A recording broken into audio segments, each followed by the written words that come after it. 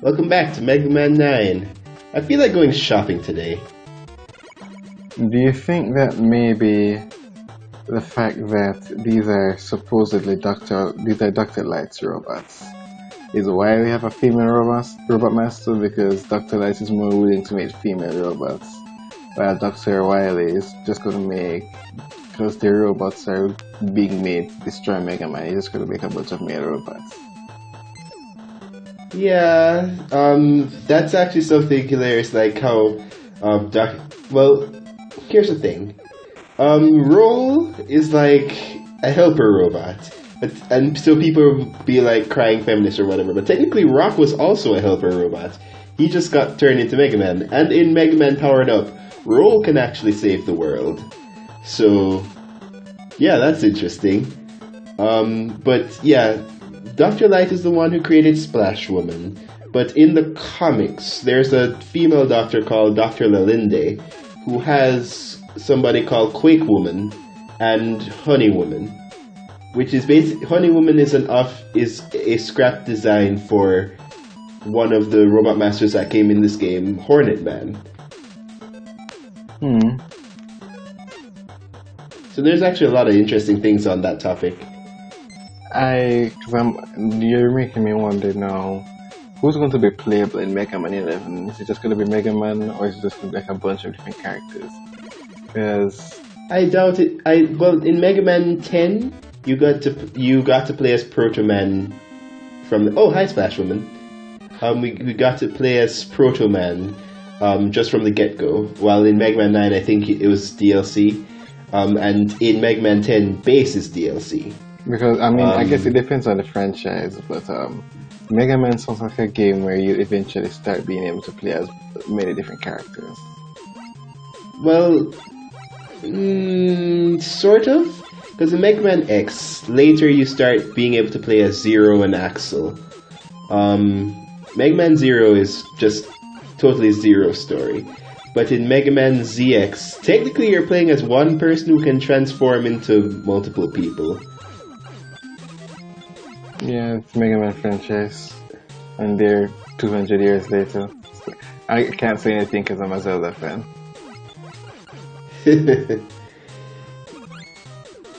Yeah, poor Mega Man. Just like, I was thinking, oh, jerks! You see what I mean? Yeah, that's cheap. That's cheap. Yeah, especially since we're underwater. But, man, I missed the Mega Man comic. It was so good. Didn't so it interesting. make a triumphant return like the Sonic comic did? But the issue with Sonic is that it's a kind of story. Well, it's a kind of story that can work off of its game, just like easily and just like be its own thing. Technically, I could use the water jump to get up that high, but I ain't risking it. Just like, it could easily be its own thing. The issue is that, despite how disjointed it seems, Mega Man does have a concurrent story with how certain things work. And the issue is that, just like how Sonic IDW Sonic can't use some characters now, the Mega Man comic would just have to scrap the characters introduced in the old comic, which almost everybody loved. So it's another bittersweet thing, but I would love to see it. Which is another weird thing is that just like that Mega Man cartoon that's supposed to come out later, it seems like it's going to have its original Robot Masters, and the Robot Masters are going to be like maybe I forget if they explicitly said so. But it's either they're going to be people in power suits, or they are going to be full robots, or both. Well, why would they make them people in power suits if he'd not be able to kill them? Maybe that's the point. He can't destroy them because they're people in power suits. And that's why they get away with perpetually doing stuff. I mean, taking people in, you could render them like immobile and everything, and I'm sure actual police would like take them in and strip them of the suit. So, especially considering the main character is not a robot. Mega Man's not a robot? Not in this series. He's actually Dr. Light's son, in a power suit now. Oh. That's weird. It is, but I'm willing to give it a chance. Especially since it's not like the series has... It's not like that's something new to the series. The series has done that kind of stuff before. I mean, that's what Mega Man ZX is like all about. And Mega Man Battle Network, the anime, has done that. So Mega Man ZX is about Mega Man being Dr. Future Light's son? Well, no, I mean that Mega Man ZX is about there are 4 protagonists between the 2 games, because you can select like a male and female.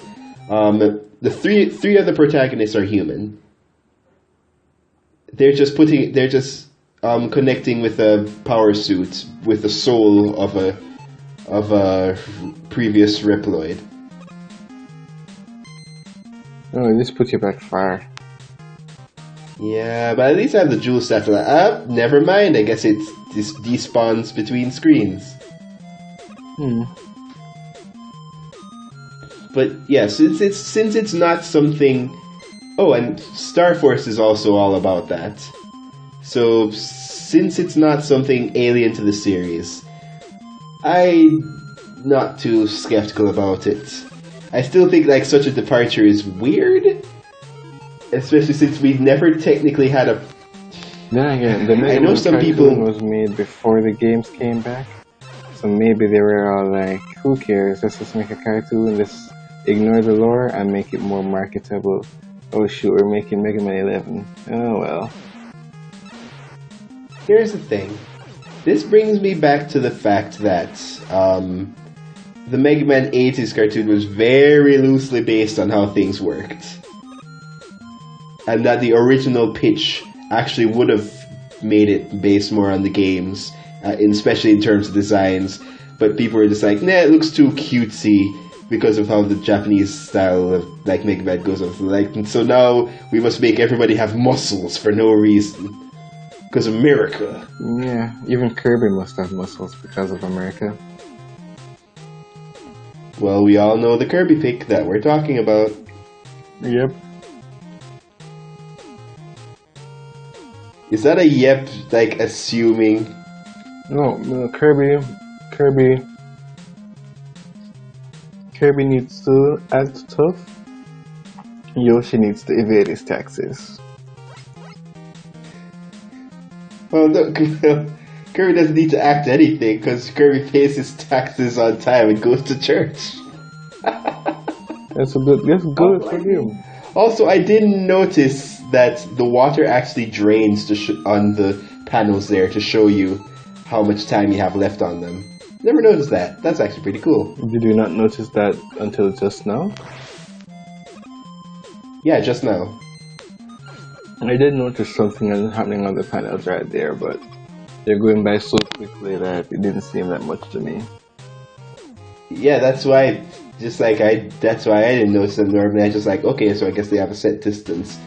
But yeah, Splash Woman is the only Robot Master that's sort of weak to the Mega Buster, so people usually go at her first. But the issue is that her Laser Trident attack is really devastating, and the Laser Trident is one of the best weapons in the game. So it is actually profitable? Recommended that you go after her first, because the stage isn't too hard. It's just like keep screwing up with the timing of the Laser Trident and the fish. I mean, this is payback for all the times people called Aquaman weak. Well, Splash Woman was originally supposed to be Splash Man, but they changed the genders for Splash Man and Honey Woman for the final game. Also, why doesn't she just stay up there completely? I mean, she's not immune to damage up there. I can jump that high because I'm in water. True, I guess that makes sense. And is she singing or something? I mean, Yeah, she's singing to call the fish to go in a formation. oh, I thought she was just having fun. No, but it is stated in her bio. Ah, crap! I forgot to bring up the bios here. We'll get to that later. Yeah, we've said that for the past 5 games, that she but likes I'm sure this karaoke. time's the one where we mean it. No, what do you mean past 5 games? You keep saying we In bring up the Mega Man bios. 7. No, when I say bring up bios, I don't mean on screen. I mean that we'll just talk about it. And I'm pretty sure that I've consistently done that up until Mega Man 7, where I may have wavered. And 8, I think I tried to do it again. No, it wasn't. It was 1, 2, 3. It's like we did Power Battle before that, and they were the same Robot Masters. And oh wait, no, hold on. Powered Up. I'm pretty did I go over Powered Ups? 2 newer ones? That's weird. Okay, this time though, I'll make sure to get the paper ready for next time. And the thing is that I forget, but there's one game in the series where they technically didn't have a bio, but it was like added stuff later. So I'm not sure which one it was. Maybe it was this one. Maybe it was Mega Man 10. Who knows? Yeah, maybe. But wait, what? Okay, say what you were saying. No, I just said yeah, maybe. Okay, so now we're taking on Hornet Man, who was built to take care. Oh, geez, that was almost right into spikes there. Yeah, who was built to take care of a garden. Wow, flying knives. Is this Terraria? Scissors. They turn into scissors. But yeah, the thing is that you'll notice that the Robot Masters start getting a bit more. What's the word? Specific, trivial, mundane. I mean, these are in what they're built Dr. for. Light's Robot Masters. Yeah, and I mean, yeah, they're built for helping, but it's like a lot of Robot Masters, like later. I hate this thing. It takes way too many hits. Yeah, a lot of Robot Master stuff that, especially around the later points, just like becomes trivial. Like it turns out that Dynamo Man was actually built to as an information robot for a huge power plant, and Wily modified him for battle. No, sorry, King modified him for battle. But I'm saying this like he was still a functional robot master for that kind of purpose, meaning that they made some sort of expensive AI to guide people in a sort of like Tor setting for one power plant, just because they couldn't hire a guy to do it themselves. So they made an AI tour guide. Yes. A That very also had the advanced power AI tour guide. to like kill people. Like Wiley modified him. yeah, but I mean, King. how much was he modified? Like I'm thinking, if it's an AI that's just a tour guide, it just needs to be a voice in a box. We have mechanical tour guides in museums right now. They're just voices coming out of speakers. Yeah, and let's not forget that Hornet Man is taking care of a garden here. I mean that's active stuff, but just like that's just simply taking care of a large garden. Why did you need a robot master to be built for that? This garden looks pretty huge, so maybe that's why.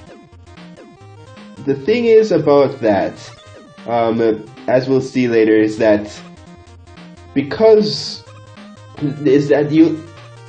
Man 10 highlights that humans are getting so dependent on new robot masters that they're becoming incredibly lazy. You've seen that movie. Yeah, we've seen Wally, but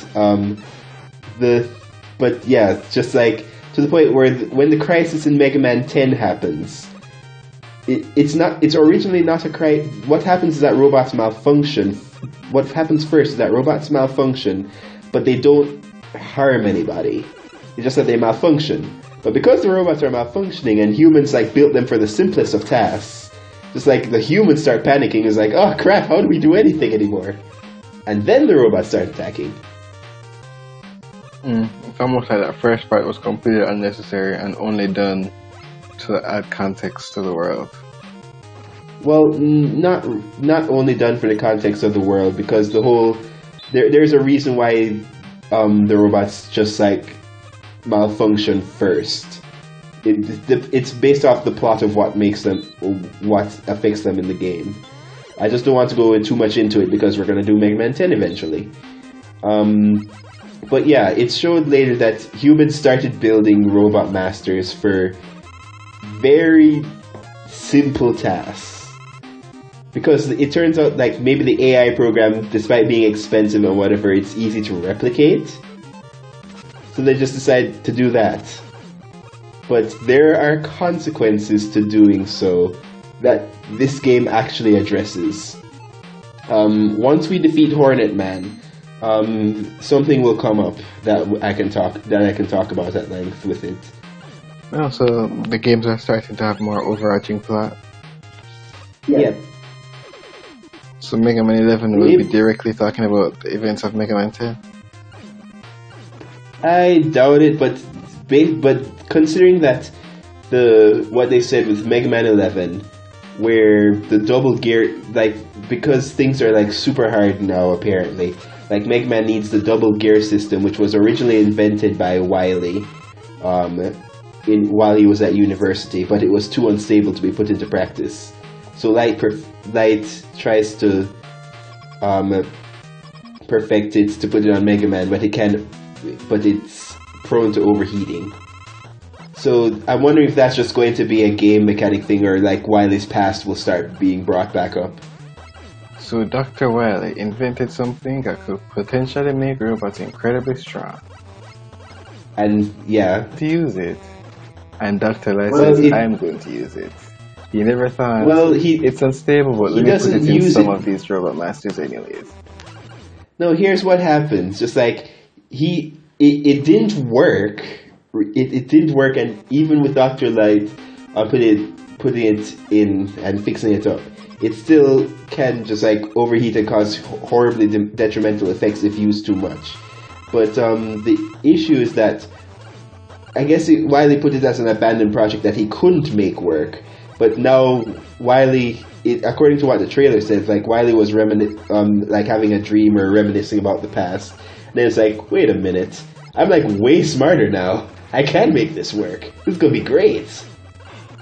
I think that it's not going to happen, but they could always retcon all the robots as having been using the double gear system, like Time Dazzleman or whatever the time travel guys. Time or Flashman. Yeah, Flashman. The one we made jokes about. Yeah. Wow, I took an E-Tank and I nearly died. Turns out when Hornet Man touches you, it really hurts. Well, he is a Hornet. Well, he's not based off a Hornet, but like based off a Hornet hive in terms of design. Right. So yeah, now we get the Hornet Chaser, which is one of the most useful. A lot of the weapons here are just like super useful. That's another reason why Mega Man 9 can be so fun. I was about to say that you're saying everything is useful. Almost everything. I don't. Well, actually, yeah, I'd say everything is useful. It's just that some things, with the power they require to be used in terms of turns, it's kind of not worth it sometimes. But yeah, they've analyzed the product code from Hornet Man, and it turns out that he was slated to be scrapped because his expiration date is up. Yeah, so that's something that I think the manual explains. There have been so many robot masters now that the government had to put it up that, okay, you can't, with all these advances and stuff like that, the cost of maintaining ones that are technically obsolete. They're just too much, so they need to be scrapped and their parts recycled. And they don't want to die? Well, they don't want to die, but they still don't have the capacity to attack people on their own. Because remember, Dr. Light built them. So something must have happened to them to like amplify their feelings of like not wanting to die and having revenge on the humans to override their normal programming. And I wonder who is an expert in programming that could do that. Clearly it must be Dr. McHale for Big Bad 4. It's probably King. Yeah, or the nefarious Mr. X.